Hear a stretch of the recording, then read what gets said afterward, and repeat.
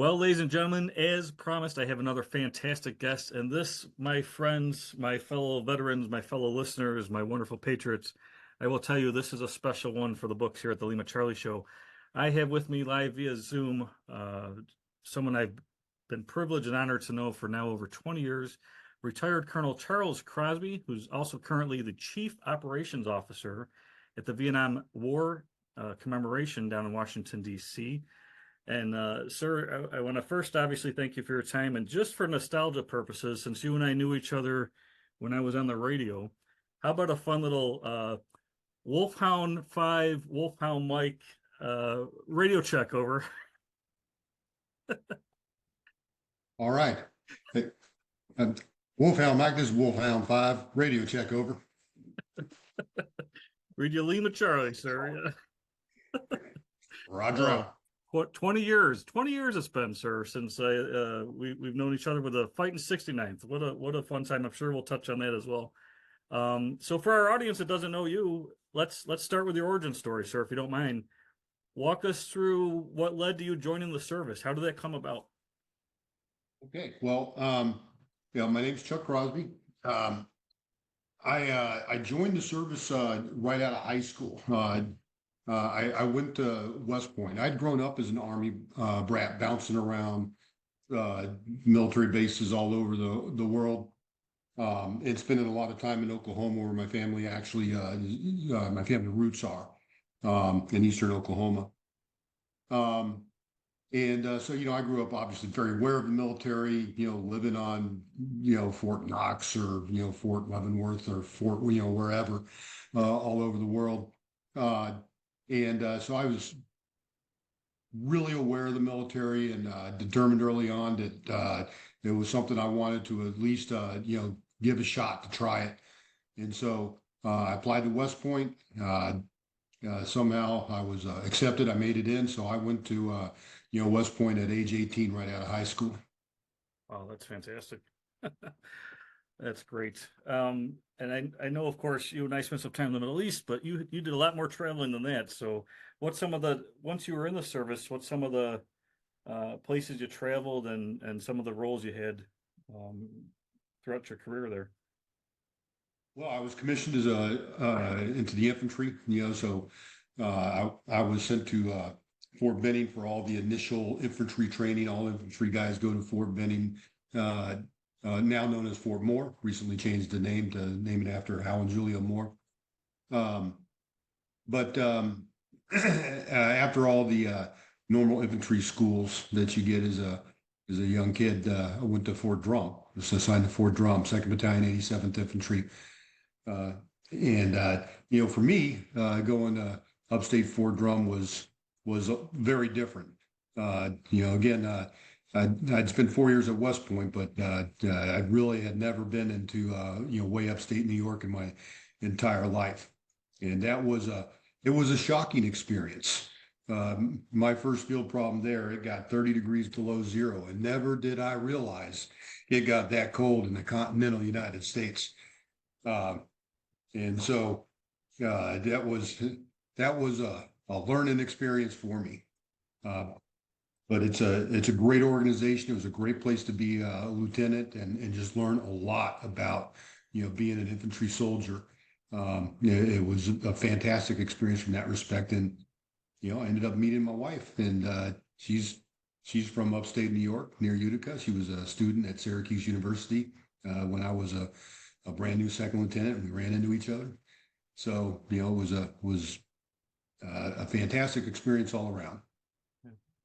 That's fantastic. We have a lot of listeners that are up that way because we broadcast out of Buffalo and Fort Drum, 10th Mountain, all that. So my first activation with the Guard was Operation Dig Out in 90, I don't know, must have been 97. The big ice storm up there. Yeah. Yep. And the travels didn't just end there for you. Through your career, you've been quite a few places. Well, been a lot of places. As a lieutenant up at Fort Drum in the 10th Mountain, there was a lot of focus in Central America at that point in time. I graduated West Point class of 88, so this is in the late 80s, early 90s. we rotated through jungle school a couple times. Jungle school is a school you can rotate through multiple times. And back then it was down in Panama in the Canal Zone. Fort Sherman was U.S. Army base in the Canal Zone, and it was its main activity is it hosted U.S. Army Jungle Warfare School. So I rotated down there a couple times. Really enjoyed Panama, fantastic country. Um, the folks there are just real friendly. And then I did a rotation in Honduras as well, an operational deployment, and that was great. You know, Honduras again, it's a great country. It's a lot of agriculture, heavy agriculture sector in their economy, which means a lot of small towns and little villages. And the folks there are real friendly. And when we would get out and about in the countryside, a lot of times showing up with your platoon medic is the closest thing to real medical support that you could get all year long. And it was always a great thing to be able to go there and provide some degree of medical support for the folks, as well as the security business that we were going out and about. So that's a couple of places we went during my early years. I left the regular Army after the first few years, and I stayed in New York. I was married to my wife, still am, 32 years later. That's fantastic.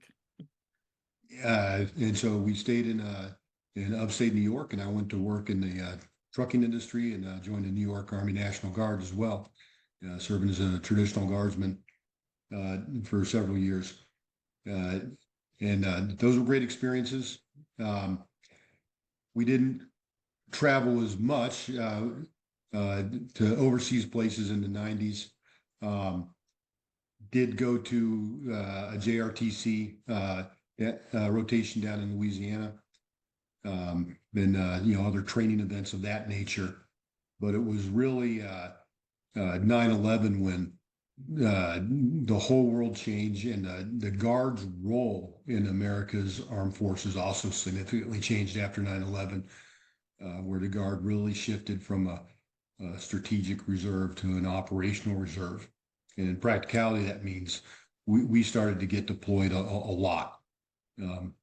To a degree that had started in the 90s with some of the Bosnia and Kosovo deployments, but it really, everything changed after 9/11. So that's when we started traveling quite a bit. We went obviously to operational deployments like you and I were together in Iraq back when it was 12 months boots on ground. So that was a long tour. But even beyond that, we went to Germany for training events, a couple times. We went to, I did another deployment that was based in Kuwait, but we went back up into Iraq from there. And then spent a lot of time in Jordan with the border crisis in Jordan in 2012. Did get a chance to spend about a week in Afghanistan. That was just kind of interesting. So yeah, I got a chance to travel really all over the Mideast and to an extent Central Asia. My final assignment in the Army was in Europe. I was the senior guard advisor for U.S. Army Europe, and so went to at least 20 different European countries. Wow. This was 2015 to 2018, so we were executing what's termed a European Reassurance Initiative, later renamed to the European Defense Initiative. And that was a program to reassure U.S. allies and to deter Russian aggression. And it all came about in 2014 with the initial Russian takeover of Crimea and invasion of the Donbass region. President Obama at the time announced the European Reassurance Initiative at the Warsaw Conference, the NATO Warsaw Conference in 2014. And so authorities and monies were made available to move a whole lot more military forces into Europe to reassure our allies and deter the Russians. And what that means in practical terms is the Army had to rely on a lot of reserve component forces, a lot of National Guard and Army Reserve forces to act, to have enough units and enough soldiers to execute their plans.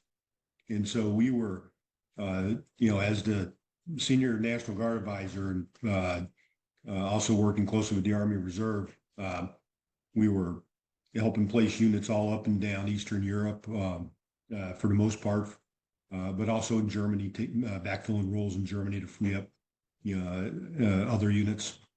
So we spent a lot of time in Romania, a lot of time in Ukraine, a lot of time in Poland, and in a lot of the other countries to a lesser extent, Bulgaria, Hungary, Lithuania, Latvia, just all up and down. And then, of course, the traditional NATO, longstanding NATO members that were helping provide forces for the European Research Initiative, like the UK, Germany, France, Italy, Netherlands.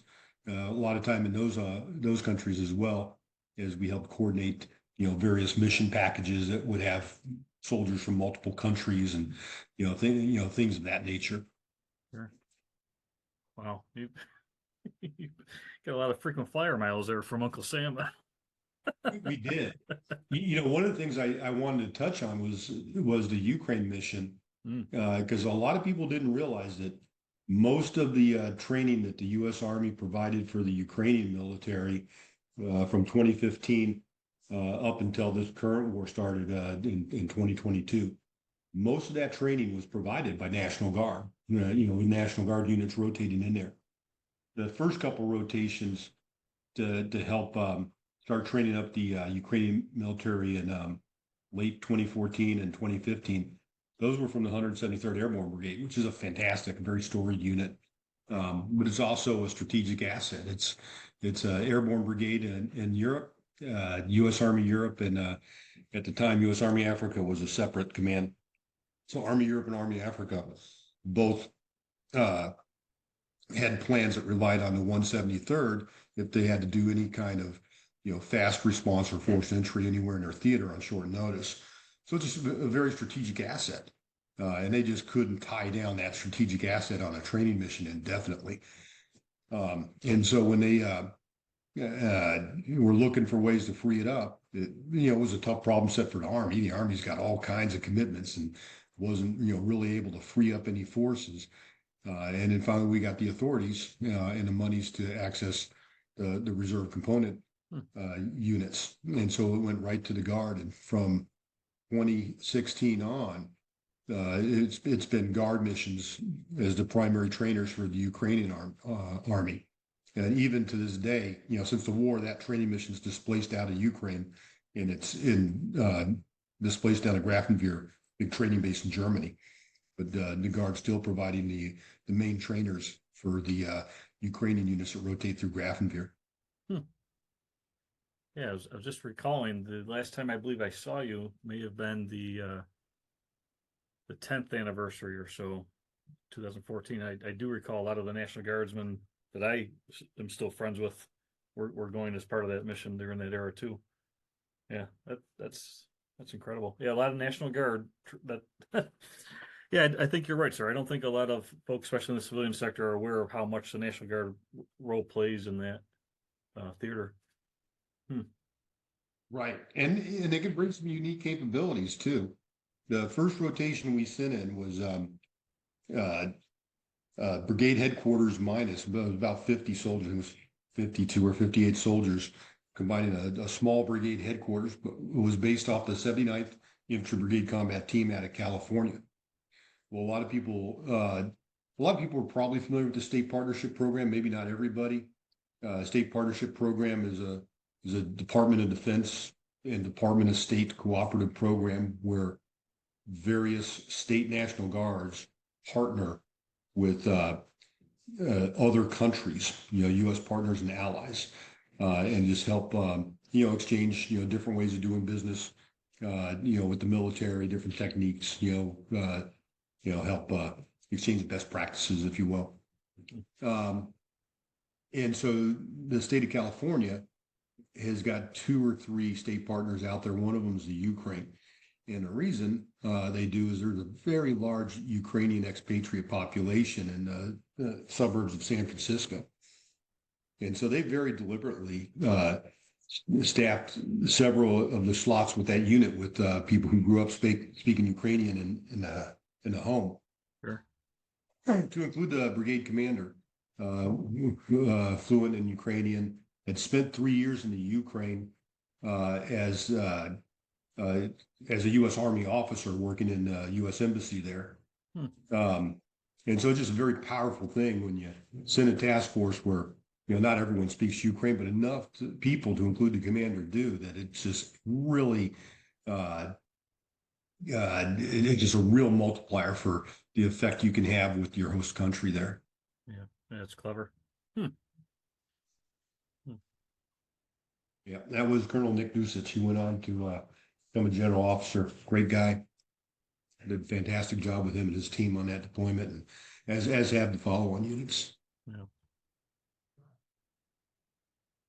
And then you've been retired now, I think about 5, 6 years or so, I believe, Yeah, I retired in 2018. 2018. Um, so I retired from the military. I took a job in London for about a year, working security for uh, some U.S. companies in Europe and Africa. And then I came back to the States and got a job as a contractor supporting innovation within National Guard Bureau. And then a couple years ago, I was offered a chance to come over to the Vietnam War Commemoration. So I did that, and I'm currently the chief of operations in the Vietnam War Commemoration. It's a government job. The Vietnam War Commemoration is an office within the Department of Defense, and it's a great job. Really love working there. Yeah, and that's a huge thing. I mean, we're coming up on Vietnam Veterans Day, of course, on the March 29th.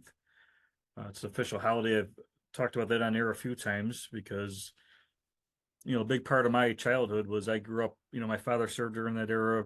Many adults in my neighborhood, relatives, friends, upstate here in Erie County, very, very high veteran population.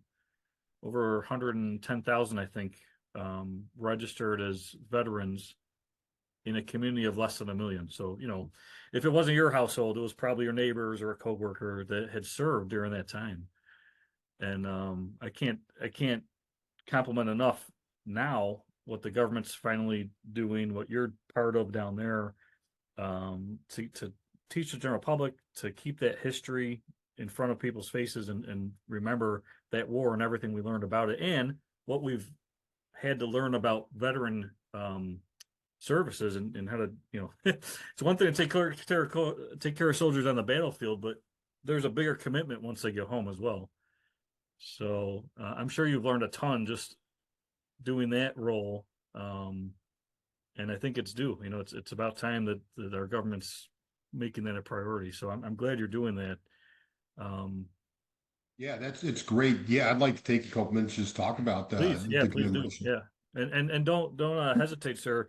Our listeners are very, very. I mean, obviously, with this type of show, we have a lot of veterans, a lot of people that support the veteran community. So, if there's something we can do to support what's going on down there, if there's a website you want to mention as well, please let us know how we can help. Okay. So the Vietnam War commemoration, it's a federal commemoration.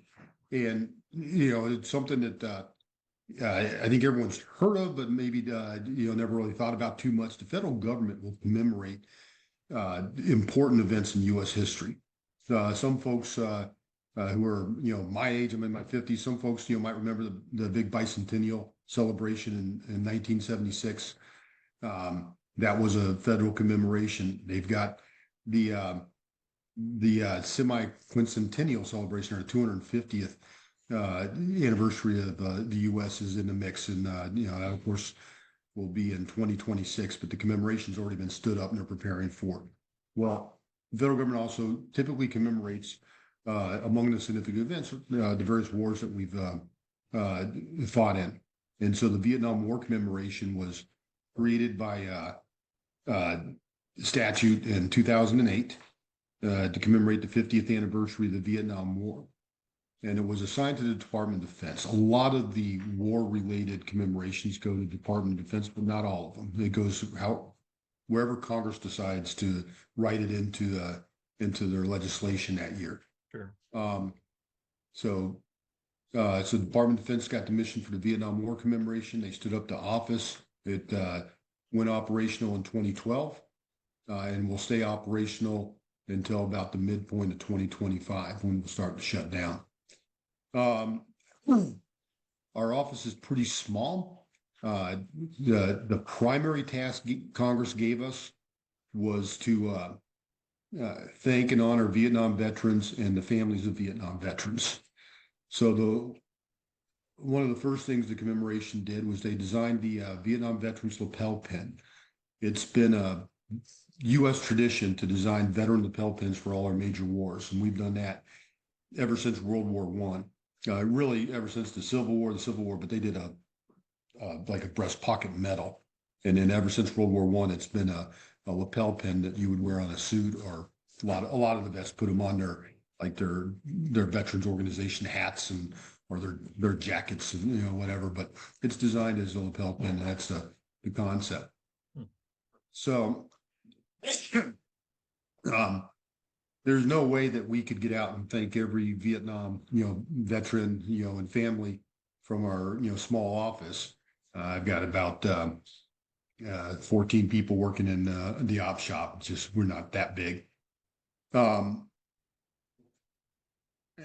So we work through partner organizations, and we have organizations from across the U.S. Over 13,000 organizations have partnered with us. Some of them are veteran organizations, like the VFWs, the American Legions, the Vietnam Veterans of America, and many others. A lot of veterans organizations out there. Some of them are community organizations, like the Daughters of the American Revolution or Rotary clubs, things of that nature. Churches, a lot of churches. Some of them are even businesses. Walmart has partnered with us with all the Walmarts across the country. There's a lot of smaller either smaller chains or mom and pop stores that partner with us, especially in the smaller towns where some of those businesses are really a center of the community. And then a lot of governmental organizations. Anything from municipal or governments, county, state, tribal governments, and in different aspects of the U.S. federal government, like military units and military installations, a lot of Veterans Affairs facilities. The VA is one of our most productive partners, kind of for a lot of obvious reasons. So that's sort of an overview of the type of partners we have. There's over 13,000 of them. It's a great program. We provide things like the lapel pins and basically sort of marketing materials. There's posters and bumper magnets and all kinds of pins for like kids and things like that as well. And we can help arrange for guest speakers, if we, which a lot of organizations will ask. And so we work with the various military services to see if we can get guest speakers to their events. A lot of times, really, one of the biggest things we do is we help link our partners together. So you might have a local VFW trying to do something, but we know that we have a county government that's really looking to get into veterans recognition. Sees it as something they want to fulfill. So we'll link them together, and they can help build a bigger event together. That kind of dynamic's very common. And it's great. I mean, when you're trying to reach a population that's spread out across America, like you were talking about in Erie County, heartbeat of America right there. You will have some people that might purchase a plane ticket and come to a big event in Washington, D.C., but the vast majority of your veterans, you got to recognize them in hometown USA. And it's a lot more meaningful, when they're recognized there in front of their family and their neighbors. It shows that, the strength of America, the community support, and, their community members. So that's our goal. That's how we like to do it. We've supported over 26,000 events since inception. We're still going strong. We've recognized right now 3.9 million Vietnam veterans, including those who didn't serve in theater. So those in theater and also those who just served, anywhere in the world. We consider that part of the overall effort. Um, our goal is to break 4 million, and we are going to do that probably this spring. And so, we'll still have about another year of operations after that point. So we're going to exceed our projections, which is always a good thing. Really excited about that. And then 1 April 2025, we cease operations. Wow. That's fantastic, sir. Almost 4 million. Wow. Wow.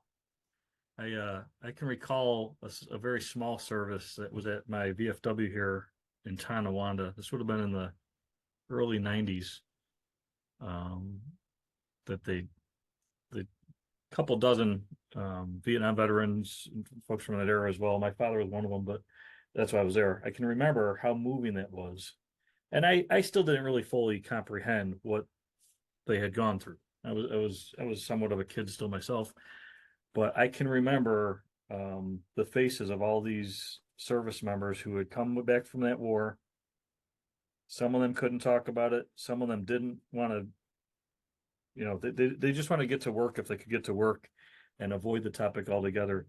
But just having that recognition for the first time, because some of them came through, protesters and all these other, horrific, just facts from our history there. I can remember watching these men that I've knew my whole life, and they're overwhelmed with emotion because finally someone did what I would say is like the bare minimum, like the easiest thing is to just be thankful for someone who changed their way of life to serve others. And it was very moving. So I can only imagine. You said I forget how many thousands of ceremonies you've supported like that. I can only imagine what that means to the veteran, the family. So I commend you for that in your group because we should have been doing that all along, but I'm glad we're at least doing it now. Yes, it's long overdue. And sure. Like you're alluding to, the Vietnam veterans were not welcomed home when they came back, at least not for the most part. They were not treated well, and it was a mistake this country made. I mean, it was a very divided time, and Americans should have political opinions, but they shouldn't have taken it out on the common soldier, the common sailor, Marine airman. That was just overall an immature thing for this country to do, I think. Um, and by the time we got to our generation, me and you, Rob, when we went to combat, we came back, we were welcomed with open arms. Right. All kinds of things, all kinds of bonuses and benefits, and people shaking our hand and thanking us, and it was fantastic. Well, we got from the poor treatment of the returning veterans in the Vietnam era to the fantastic treatment that we see today. Really, I think because of the efforts of the Vietnam veterans to change that piece of the culture. They got the short end of the stick and it wasn't right. But as a group, they set about trying to make it right, change that culture, and a lot of other people did as well. And so that was a cultural change. And I think our country has learned to separate the politics from the warriors. You want people who answer the call, regardless of their particular political viewpoint. They do their job well and honorably, and that's what we by and large have. Um, and our society, our country needs to treat them with respect and honor. And we got there today, I think, in large part because of our Vietnam veterans. Yeah. So I thank them all the time. Yeah, 100% agreed. I've talked on the show a couple times on this subject because it's so personal to me. Um, I I say it like this: the Vietnam veterans went through a horrific campaign. That's hard enough. Then they went through having to come home to people treating them just as poorly. And as a cohort, they started to organize and they said, you know what? You did this to us, but not my kids, not the people behind me, not the ones that are going to follow. Because if you can't do the bare minimum to respect the veterans that served, first of all, you're only hurting your own defense. You're hurting your own numbers. Who's going to want to stand up and volunteer um, when that's the type of treatment? So I thank Vietnam veterans all the time for the simple fact that I'm a direct beneficiary to all of their work. You know, I had the privilege of going back to college after the war. You know, I was self-employed before the war. But as you know, when we get home, you know, it's a new opportunity. So I was like, I'll go back to school for a while. And I did that on what's called the post 9/11 bill, which of course was heavily advocated by the Vietnam veterans to bring back special benefits that was there for World War II, but not for Vietnam. And then they brought it back for post 9/11. So yeah, incredible to take that type of um, situation and flip it and turn it into a positive for all others, not for themselves. They didn't go and demand that they get all these benefits back for themselves. They just made it clear that going forward, we would do the right thing. So yeah, that generation of it will forever be in debt to. It's really, really remarkable. Absolutely. So, hey, just throw out, yeah, just one last piece on the Vietnam War commemoration. We do support a lot of local events out there when you have some of the larger ones. Uh, in this case, we got some Navy weeks coming up, uh, and the Navy weeks tend to be really in a lot of places they've evolved into just a celebration of military and veterans regardless of service. So we'll be in the Dallas-Fort Worth area from 8 to 14 April for the Navy Week in that area, as well as a couple NASCAR races and a big joint air show. It'll be fantastic. So 8 to 14 April.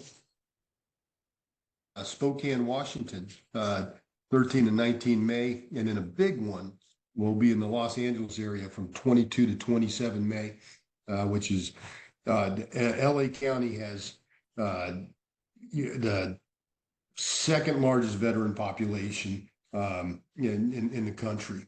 Yep. So we're expecting big things. I think it'll be big.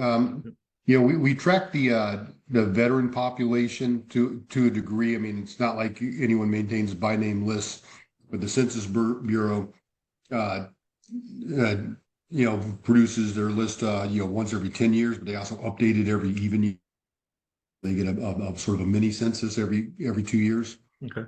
And then the VA takes it and cuts it for the veterans population by age range. And so we take that, and using the age range, you can pretty much segregate it into, World War II vets, Korean War, Vietnam, global war on terror. And so we track the areas that have the most Vietnam vets. Now, of course, we're losing in the neighborhood of 680 Vietnam veterans a day. Yeah. And so, it's a declining population, and then that just, gives us a lot more energy that we want to get out there. If we can shake a Vietnam veteran's hand, and present him with his, official U.S. government veteran recognition device, the lapel pin, and thank him for his service and welcome him home, we definitely want to do that. And in cases where we have a surviving spouse, we want to get to the surviving spouse and give them the same award on behalf of their spouse's service and thank them for what their spouse and what they also went through. Yeah. Yeah. Well, again, sir, I commend you on what you're doing. It's very important work, and I'm glad. I'm no doubt with a someone of your caliber from the Fighting 69th. I know you're doing good work to get everyone organized and get the word out there. Is there a website that we could put a link on to this show and have people get more information? Something we can. Is there a way for folks to maybe show support for these events? Yeah, absolutely. It's www.vietnamwar50th.com. And the 50th is the numerals 50, then TH. So Vietnamwar50th.com. Yeah. Even though we're a government organization, about a DoD organization, we have, the special permissions to use the .com address just because that makes it more accessible to the American public. And since we're a public facing entity, they allow us to do that. Sure. Yeah, I'll make sure there's a link on our site as well, so people can see that, and we'll put some things out there on our socials to support the cause there. Right. And if there's any organizations that want to sign up to be a partner, it is easy. There's links on that website. And so, they can, click on, how to become a partner and follow the links. Everything we provide is free of charge. Everything. I mean, the government buys the materials, pays for the shipping, so if you have a organization out there of whatever nature and you want to get involved in helping recognize Vietnam veterans, I encourage any organization to sign up and become a partner. It's free. We'll never charge you a penny for anything. And we just want to, work with all those great communities across country to recognize our vets. It's fantastic. I'll talk to you offline and see if there's one already connected with you that's doing an event locally here, so I can make sure we push that. And if there's not, I'll get on that. So, well, that's great, sir. Appreciate you catching us up to speed on all that. I'm wondering if you don't mind, can we take a moment here and just reflect on, you had an incredible more than 3 decades of military service, and you're still serving the veteran community. It's unfair for me to ask this, but I will because I want to.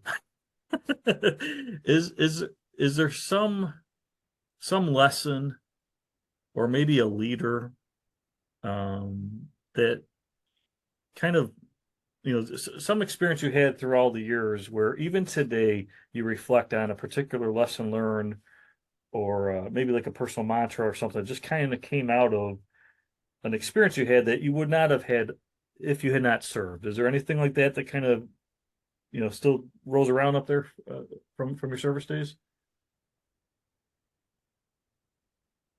I wish I had something pithy and short to answer that with, and I don't. There's probably a lot of great answers to it, but I'll talk about one thing. That I don't know if I appreciate it as much as a young man, but after spending a lot of time in leadership roles doing work that's inherently dangerous, I've really come to appreciate more. If you're ever in a position where you're leading people in a difficult or dangerous task, what I have found is folks want a couple key things from their leaders. One of them, of course, is competence, and that's kind of self-explanatory. I think that's intuitive. No one's comfortable with a leader who's not competent. They want competence. But the other thing is they want leaders who are honorable.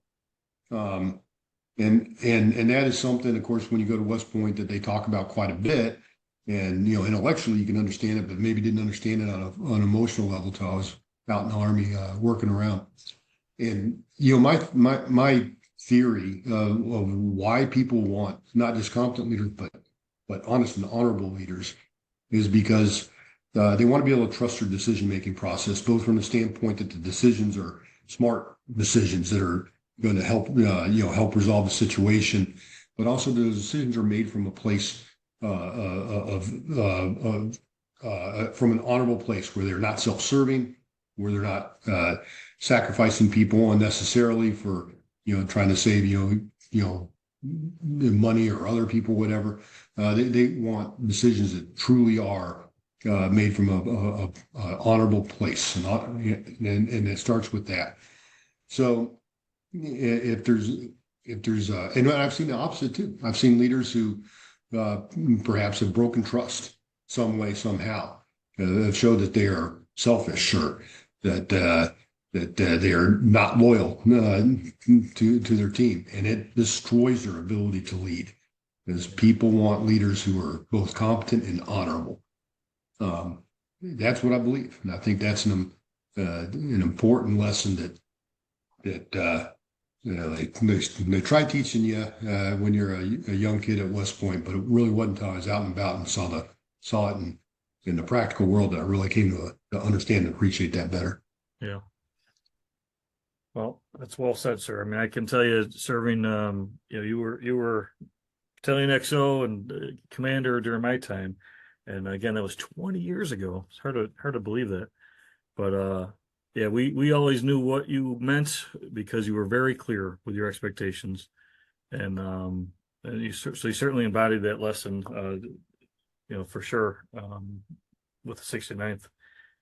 And I guess my final question is kind of a fun one, kind of a hypothetical. Now that you've lived this incredible life in the military and all the things that came out of it, I mean, like you mentioned, you met your wife by going up to Fort Drum, my neck of the woods there. You traveled the world. You've been in 20 countries in Europe alone. All those journeys, all those adventures, and now you're on this other mission about helping the Vietnam veterans get their due. Um, Knowing all the things you know right now, if there was a way for you to kind of like time travel and just have a moment or two with your younger self before you even went to West Point, what would be some of the guidance or thoughts you'd share with younger Charles there? What would be that message? Um, that's a there's a lot of complex answers that could come out of that particular question.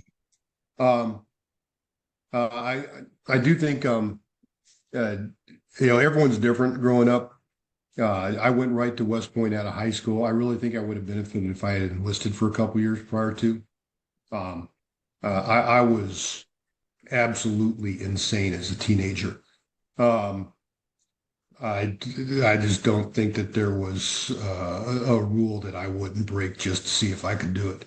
Um, and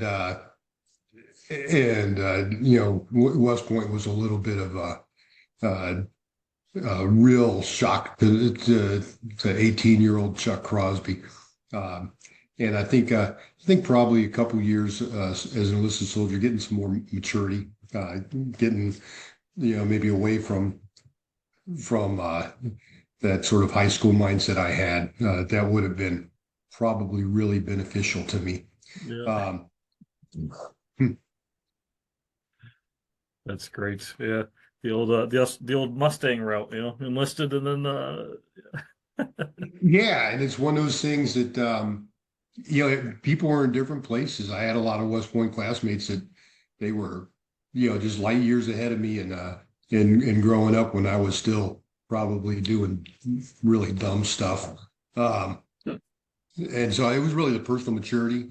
I needed the military discipline, but I could have got that, from an enlisted term of service, and I would have been, yeah, I think it would have helped me grow up a little bit more before I took on the challenge of West Point. But hey, it all worked out in the end. it all worked out, sir. It's how everything that you've done. It was meant to be the way it went. I like to say God sometimes pushes us in the right direction, or it's not beneath God to maybe trip us so we fall into the right direction. But either way, you got there. And I'm glad, of course, our paths crossed. My time in the service, nothing compares to my time with the 69th. It's just that simple. That year and change, what was that, year and 5 months or so, if you count the training, very impactful. And I will say your leadership and the leadership of others, those are things that impact me every day. What we went through was unique. And as you mentioned, just like during the Ukraine theater and some other things you touched on, the National Guard presence in Iraq at that time was the majority of the forces for a while as well. And the fact that we were in Baghdad, of all places, for the National Guard to be, you wouldn't have thought that pre 9/11, you wouldn't have planned that. So I just want to say, thank you for your service, obviously, and I'm glad I had the chance to work with you and your group, because that was my whole military career could be defined in that year and change there. So Yeah, and don't sell yourself short. You were there as one of the talk radio telephone operators, RTOs, mhm. and we had a good crew, and you were definitely like part of the core. That handful of guys who really set the standard, and I can tell you that guys out on patrol. definitely like to hear the calm voice, Wolfhound Mike, the calm voice of Rob Bannis over the radio, because instead of some newbie or whatever, because you got a steady hand on the other end. Yeah. So you did a fantastic job. Well, I appreciate that, sir. Yeah, that whole group of folks I was privileged to be with, just top shelf, top notch, just incredible. And I think that's something I've always appreciated more and more over the years about the National Guard specifically.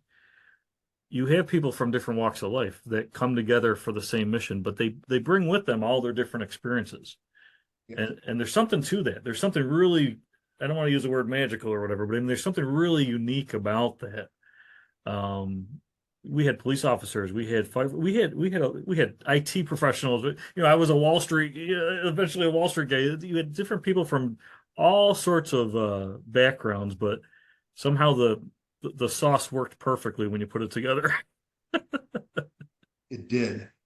Uh, I'd also be remiss if I let you go without mentioning a couple of the people working with me in the Vietnam War commemoration you might recognize. I don't know if you remember Sergeant Chiorenzo. Oh, Uh, sure. Yeah, he's working with me, Luke Chiorenzo. He's doing great. And you may remember Captain Lang. of course. Yeah. Yeah, California. Yeah.